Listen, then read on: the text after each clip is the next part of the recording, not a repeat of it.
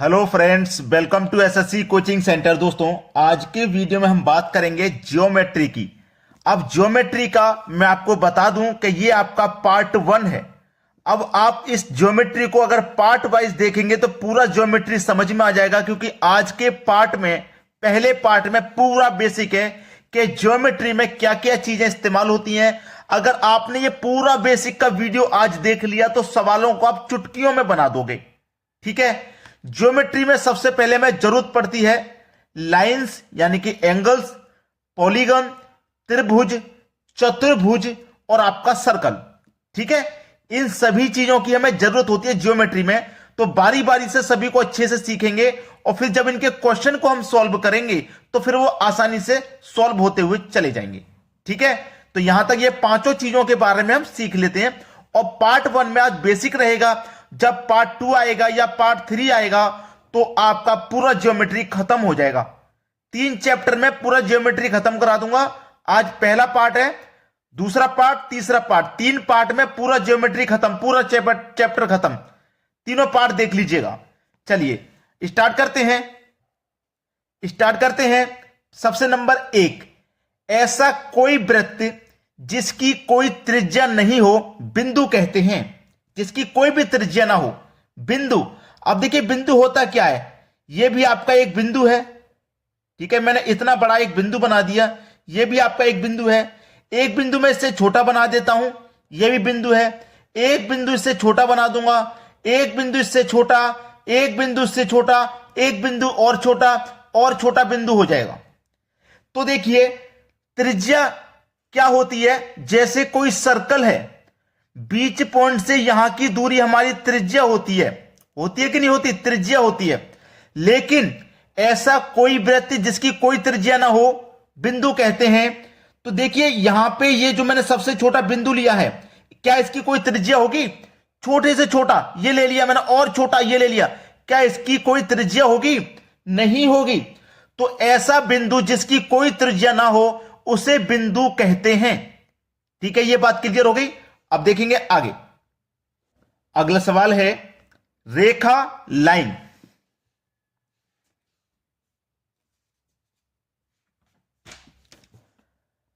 अब देखेंगे रेखा यानी कि लाइन।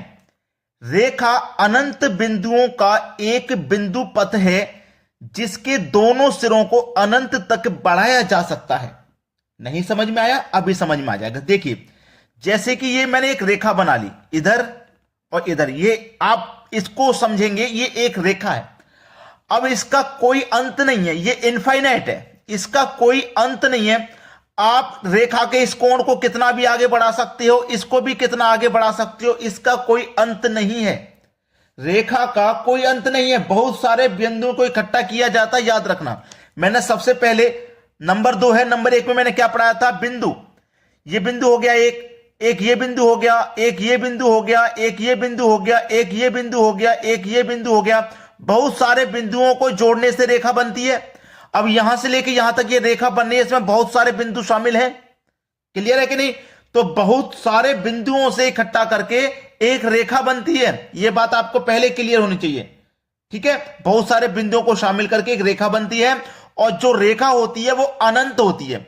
उसे कितना भी बढ़ा लो, कितना भी बढ़ा लो, चाहे इधर बढ़ा लो चाहे इधर बढ़ा लो, इसका कोई भी अंत नहीं है, ये इनफाइनाइट है। ठीक है। रेखा की एक खासियत होती है कि वे कहां से शुरू हो और कहां पर खत्म हो इसका किसी को नहीं पता, इसका कोई छोर नहीं होता, इसका कोई अंत नहीं होता। ठीक है। और रेखा से ही रेखाखंड बनता है। रेखा से ही क्या बनता है? रेखाखंड। तो इसके बाद में रेखाखंड हम देख लेते हैं। अब देखेंगे रेखाखंड। रेखाखंड यानी कि सेगमेंट ऑफ लाइन। रेखा का एक हिस्सा होता है रेखाखंड। रेखा का ही एक हिस्सा होता है रेखाखंड। चलिए मैं यहां पे क्या करता हूं, एक रेखा बना लेता हूं। ये मैंने एक रेखा बना ली। आपको अच्छे से पता है कि इस रेखा का कोई अंत नहीं है। लेकिन अगर इस रेखा पर हम कोई दूरी दे दें, जैसे ये ए पॉइंट है और ये बी पॉइंट है, ठीक है, और इस पॉइंट से इस पॉइंट की दूरी हमने दे दी 20 सेंटीमीटर, तो ये क्या है? ये एक निश्चित दूरी है। ये क्या है? ये एक निश्चित दूरी है। आप इस रेखा को कितनी भी आगे बढ़ा लो, इसको भी कितनी आगे बढ़ा लो, लेकिन ये दूरी 20 ही रहेगी। ठीक है, तो ये बन गया आपका रेखाखंड। रेखा भी समझ लिया, रेखाखंड भी समझ लिया। इस रेखा को आप कितनी भी आगे बढ़ाइए, इसको कितनी भी आगे बढ़ाइए, लेकिन इसके बीच की, ए और बी के बीच की दूरी 20 सेंटीमीटर है, तो 20 सेंटीमीटर ही रहेगी। रेखाखंड को हमेशा एक बात और ध्यान रखें, ए और बी है ना, ए और बी यही तो है। रेखाखंड को हमेशा बार से दर्शाया जाता है, याद रखना इस बात को। ए और बी के बीच की दूरी को किससे दर्शाया जाएगा? बार से, यानी कि रेखाखंड को हमेशा बार से दर्शाया जाता है, जिसके ऊपर बार बना हुआ होता है। इसकी एक निश्चित लंबाई होती है, जो हमारे पास 20 सेंटीमीटर यहां पे दी हुई है, और कुछ और भी दी जा सकती है। चलिए अब देखते हैं आगे। अब देखेंगे प्रतिच्छेद बिंदु, संगामी या प्रतिच्छेद रेखाएं। जो बच्चे इंग्लिश मीडियम वाले हैं उनके लिए मैंने यहां पे इंग्लिश में भी लिख दिया है इनका नाम, पॉइंट ऑफ इंटरसेक्शन। ठीक है, कंक्यूरेंट लाइंस। चलिए अब यहां पे ये होता क्या है, प्रतिच्छेद बिंदु क्या होता है, प्रतिच्छेद रेखाएं क्या होती हैं। देखिए यहां पे मान लीजिए एक मैंने पॉइंट लिया है, ये एक पॉइंट मैंने लिया है। अब कोई रेखा है इस पॉइंट से होके जा रही है, ये एक रेखा चलेगी, क्लियर है। कोई रेखा इसी पॉइंट से होके पहले वाली रेखा को काट रही है, ये दूसरी रेखा हो गई। कोई तीसरी रेखा है इसी पॉइंट पे से इन दोनों रेखाओं को काट रही है। काट रही कि नहीं काट रही भाई? देखिए 3 रेखाएं, पहली रेखा को दूसरी रेखा काट रही है, और दूसरी और पहली रेखा को तीसरी रेखा काट रही है, लेकिन ये एक पॉइंट पे, एक स्थान पे काट रही है। यहां पे काट रही कि नहीं काट रही? तो बहुत सारी रेखाएं एक ही पॉइंट पे कट रही हैं, इसी पॉइंट को कहते हैं प्रतिच्छेद बिंदु।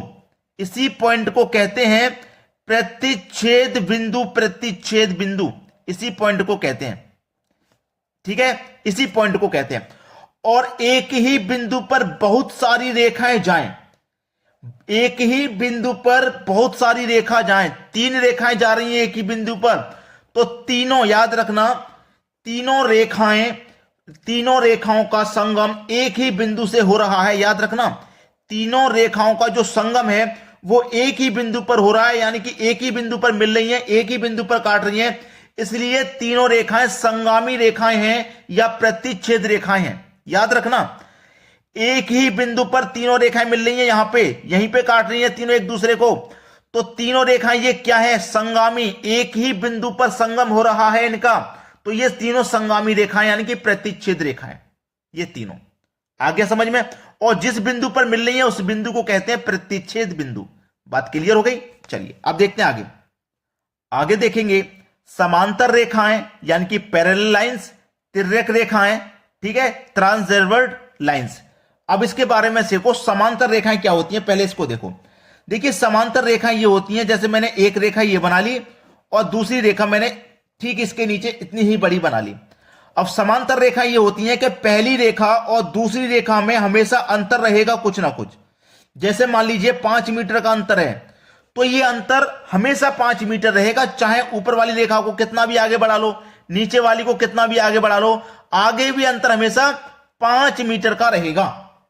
ये होती हैं समांतर रेखा, ये कभी एक दूसरे को नहीं काटेंगी, ये अंतर हमेशा रहेगा, ये कभी एक दूसरे को नहीं काटेंगी। आगे आप कितना भी इनको बढ़ाते चले जाओ, 5 मीटर का अंतर आगे तक चलता जाएगा, ये कभी आपस में एक दूसरे को नहीं काटेंगी।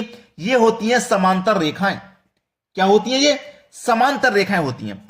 अब समांतर रेखाएं 2 तरीके से, एक तो तरीका ये हो गया, अब मैं यहां पे क्या करता हूं, और 2 रेखाएं बना लेता हूं। ये मैंने और 2 रेखाएं बना ली, ठीक है। पहले तो हम काट रहे थे ऐसे सीधी सीधी, आपको डिस्टेंस हमने दिखाया कि इतने का अंतर है।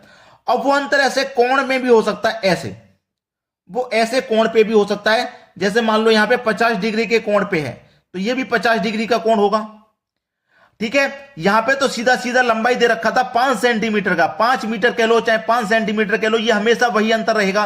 अब आपका पहली रेखा दूसरी रेखा का जो डिफरेंस है, ये भी कितने का है? 50 का, ये भी 50 का है। तो आगे इस लाइन को कितना ही बढ़ा लो, आगे इस लाइन को कितना ही बढ़ा लो, ये हमेशा 5, 50, 50 के अंतर पे रहेगा। यानी कि ये रेखाएं कभी नहीं मिलेंगी, ये समांतर रेखाएं हैं, चाहे ऐसे दे दे चाहे ऐसे दे दे। क्या ये वाली रेखा इसको काट देगी? नहीं काटेगी। हमेशा 50 डिग्री का अंतर रहेगा, आगे कितना भी बढ़ा लो। तो ये हो गई आपकी समांतर रेखाएं। अब तिर्यक रेखाएं क्या होती हैं? तिर्यक रेखाएं होती हैं, ये दो लाइन आप बना लो, ये दो लाइन आपने बना ली। अब ये दो रेखाएं हैं, कोई तीसरी रेखा इनको बीच में से काट दे, कोई तीसरी रेखा बीच में से काट दे, ये होती हैं तिर्यक रेखाएं। समांतर रेखाएं नहीं कटती, तिर्यक रेखाएं, दो रेखाओं को कोई तीसरी रेखा आकर के इस तरीके से काट दे, उसे कहती हैं तिर्यक रेखा। तो बात क्लियर हो गई है। चलिए अब देखते हैं आगे। अगला प्रश्न है किरण यानी कि रे। अब हम समझने वाले हैं किरण और रे के बारे में, यानी कि किरण को इंग्लिश में रे कहते हैं।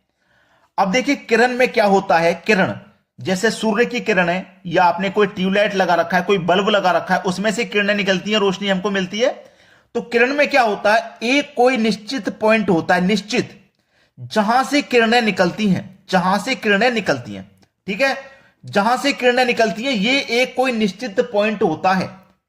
किरण एक पॉइंट से निकलती हैं, जैसे कि सूर्य से निकलें, या किसी ट्यूबलाइट से निकलें, या किसी बल्ब से निकलें। रेखा अलग चीज है। अगर आप रेखा की बात करें तो रेखा में क्या होता है, रेखा के दोनों छोर अनंत होते हैं, इसको आगे कितना बढ़ा लो, इसको भी आगे कितना बढ़ा लो। लेकिन किरण में ऐसा नहीं होता। किरण आपका जो सूर्य है, ट्यूबलाइट है, ऐसी चीजों से किरणें निकलती हैं। अब मान लो यहां पे ट्यूबलाइट लगी हुई है, अब ट्यूबलाइट है, यहां पे ये लगी हुई है किसी दीवार पे, तो ये आगे की तरफ ही तो किरणें फेंकेगी। पीछे दीवार पे लगी हुई है, तो क्या दीवार पे पीछे चली जाएगी इसकी किरण? नहीं जाएगी, आगे तो किरणें देगी। ये रेखा तो है नहीं कि दीवार के पीछे भी बना लोगे, नहीं जाएगी किरण दीवार के पीछे रोशनी करने, सामने की तरफ ही जाएगी। तो ये एक निश्चित पॉइंट हो गया किरण का, यहीं से किरणें निकल रही हैं। तो एक निश्चित पॉइंट होता है किरण का, जहां से किरणें निकलती हैं। याद रखना, जहां से किरणें निकलती हैं वो एक निश्चित पॉइंट होता है। ठीक है, क्लियर हो गया। चलिए अब देखते हैं आगे। आगे है कोण। कोण यानी कि एंगल। दो असंरेखीय किरण जिनका उभयनिष्ठ प्रारंभिक बिंदु हो, कोण होता दोनों किरणों को कोण की भुजाएं तथा उभयनिष्ठ को बिंदु को शीर्ष कहते हैं। अब यहां पे समझ में बहुत सारे बच्चों को आ भी गया और बहुत सारे बच्चों को नहीं आया। देखिए, अगर हम कोण बनाएंगे तो ये एक निश्चित पॉइंट रहेगा कोण का, रहेगा कि नहीं।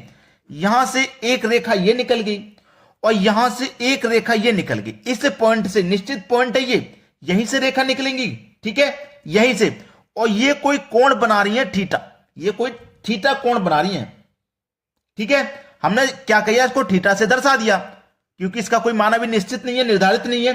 तो याद रखना, main original point, main original point जहां से शुरुआत होती है, मेन ओरिजिनल पॉइंट है ये, यहीं से कोण की शुरुआत हो रही है, जिसे हम थीटा से दर्शाते हैं। ये मेन ओरिजिन पॉइंट है जिसको थीटा से दर्शाते हैं, और यहीं से कोण की शुरुआत होती है। तो कोण क्या होता है आपको समझ में आ गया। चलिए अब देखते हैं आगे। आगे है कोण समद्विभाजक यानी कि एंगल बाइसेक्टर। एंगल बाइसेक्टर यानी कि यहां पे क्या लिखा हुआ, बाई, और ये है एंगल। एंगल का मतलब आप जानते ही हैं, कोण, और बाई। अब जहां पे बाई लगा हुआ है पहले से ही, इसका मतलब क्या होता है, दो अलग अलग, इसका मतलब क्या होता है, दो अलग अलग भागों में बांटना, दो अलग अलग भागों में बांटना होता है इसका अर्थ। बहुत सारे बच्चों को शायद नहीं भी पता होगा, ठीक है। अब देखिए, ये क्या है, एक ओरिजिनल पॉइंट, ठीक है, ये एक ओरिजिन पॉइंट है, यहां से एक रेखा गई, ठीक है, और यहां से एक और रेखा गई ये, और यहां पे कोण बना 60 डिग्री का, 60 डिग्री का कोण बन गया ये वाला, ठीक है। अब बाई का मतलब क्या है, दो अलग अलग भागों में बांटना, यानी कि 60 डिग्री के कोण को अलग अलग दो भागों में यहां से बांट देना। तो बांट देंगे तो ये भी 30 का हो जाएगा और ये भी 30 का हो जाएगा। 60 में से दो 30-30 के कोण बन जाएंगे। तो ये वाला कोण और ये वाला कोण दोनों बराबर होंगे कि नहीं होंगे, दोनों बराबर होंगे। तो कोण समद्विभाजक क्या होता है आप अच्छे से समझ गए। अब देखेंगे हम कोणों के प्रकार, कोण कितने टाइप के होते हैं, टाइप ऑफ एंगल्स। चलिए अब देखते हैं कोणों के प्रकार। अब देखते हैं कोणों के प्रकार। सबसे पहले आता है कोणों के प्रकार में न्यून कोण यानी कि एक्यूट एंगल। ऐसा कोण जिसकी माप 90 से कम हो न्यून कोण कहलाता है। नहीं आया बात समझ में? चलिए मैं समझा देता हूं। ये वाला कोण बहुत सारे बच्चे जानते हैं कि ये 90 डिग्री का होता है, ठीक है, लेकिन न्यून कोण वो होता है जो 90 से कम हो, यानी कि 0 कह लो, चाहे 1 कह लो, चाहे 2 कह लो, और ये कहां तक जाए? 90 से कम हो, यानी कि 89 तक का, यानी कि 0 से लेके 89 डिग्री तक का जो कोण होगा वो न्यून कोण होगा। 90 डिग्री से कम होना चाहिए। 90 डिग्री से जो कम होता है उसे न्यून कोण कहते हैं। 60 डिग्री का बना लो, यह भी न्यून कोण है। 30 डिग्री का बना लो, यह भी न्यून कोण है।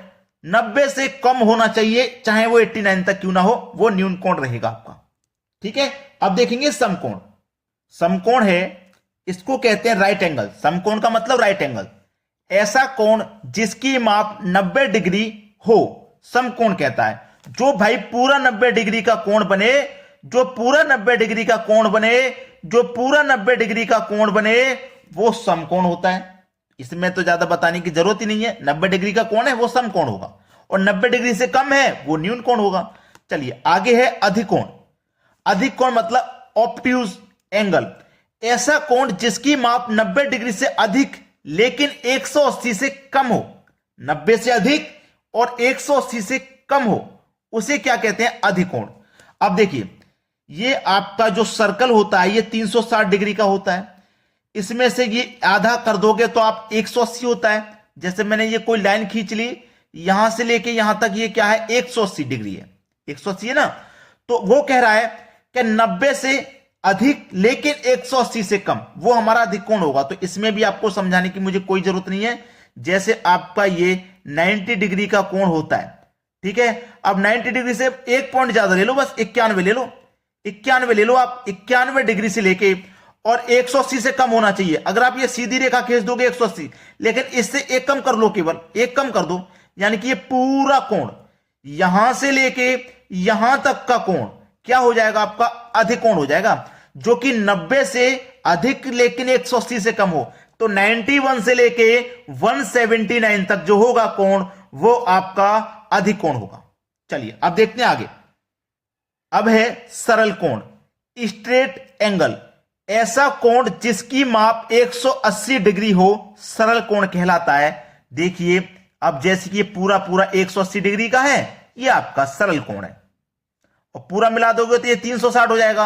आधा होता है 180, तो 180 का कोई भी कोण है वो आपका सरल कोण रहेगा। चलिए आगे है बृहत्त कोण।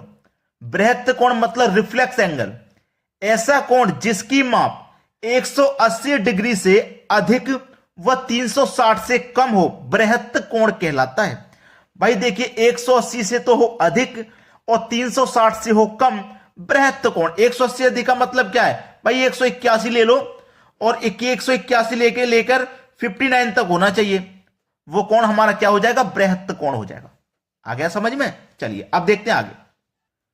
आगे है पूर्ण कोण, कंप्लीट एंगल। कंप्लीट का तो मतलब आप समझे कोई चीज कंप्लीट हो जाए। यह कोण जिसकी माप 360 डिग्री हो पूर्ण कोण कहलाता है। भैया पूरा कोण, संपूर्ण कोण, यानी कि कंप्लीट कोण 360 डिग्री का होता है ना, उसे कहते हैं हम पूर्ण कोण। यहां तक सभी को आसानी से समझ में आ गया है। अब हम देखेंगे कोणों में संबंध, ठीक है। कोणों में हम संबंध देख लेते हैं आगे।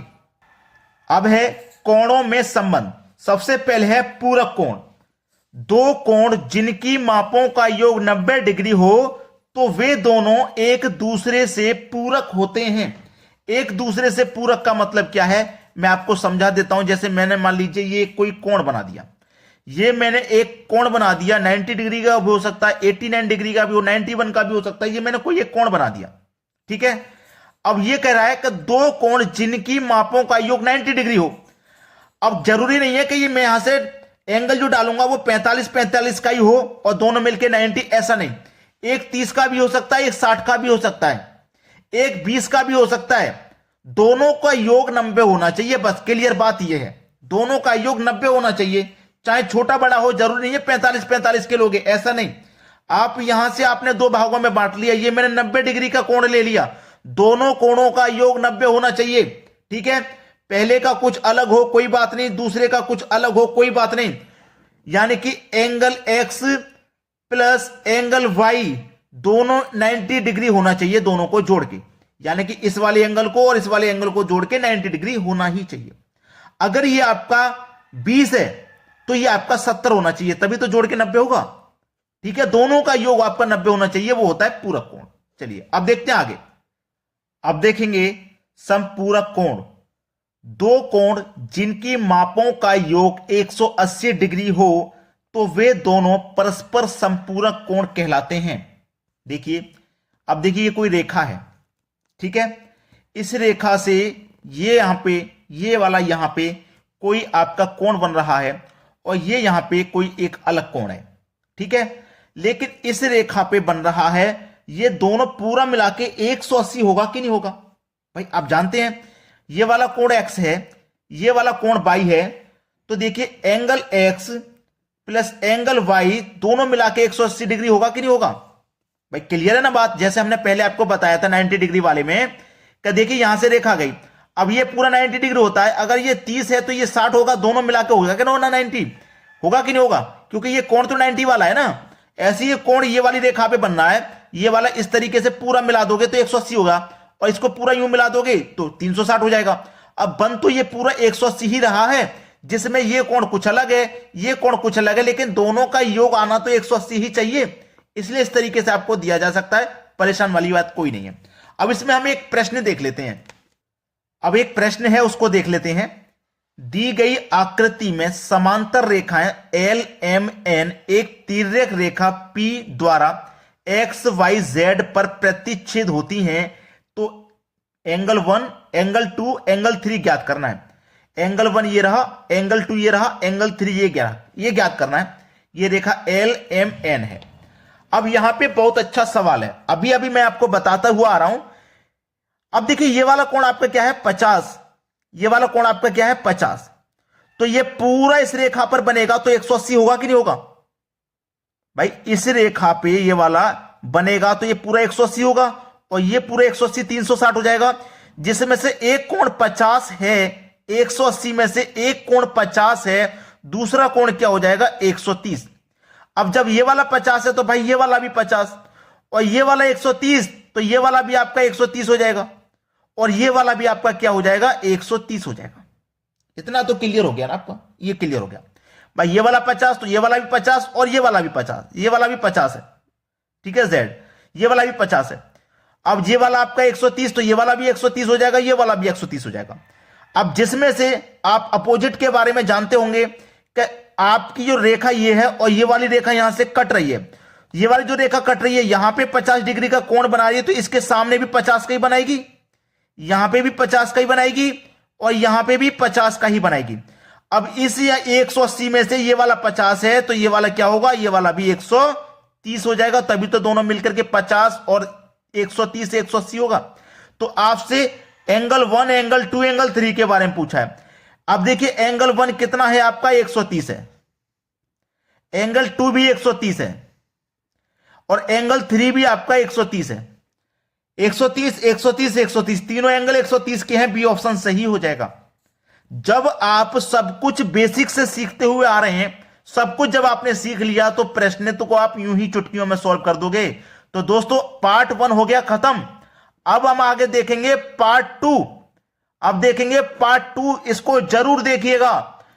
पार्ट 2 फिर आएगा पार्ट 3, और पार्ट 3 में पूरा ज्योमेट्री खत्म, यानी कि केवल 3 पार्ट है। एक पार्ट तो आज हो गया, एक दूसरा पार्ट और आएगा, एक तीसरा आएगा। ज्योमेट्री से जो बच्चे डरते हैं डर खत्म हो जाएगा। लेकिन पहला पार्ट, दूसरा पार्ट, तीसरा पार्ट लाइन से देखें, बीच में मिस्टेक ना करें कि दूसरा देख लिया डायरेक्टली तीसरा देख लिया, ऐसे समझ में नहीं आएगा।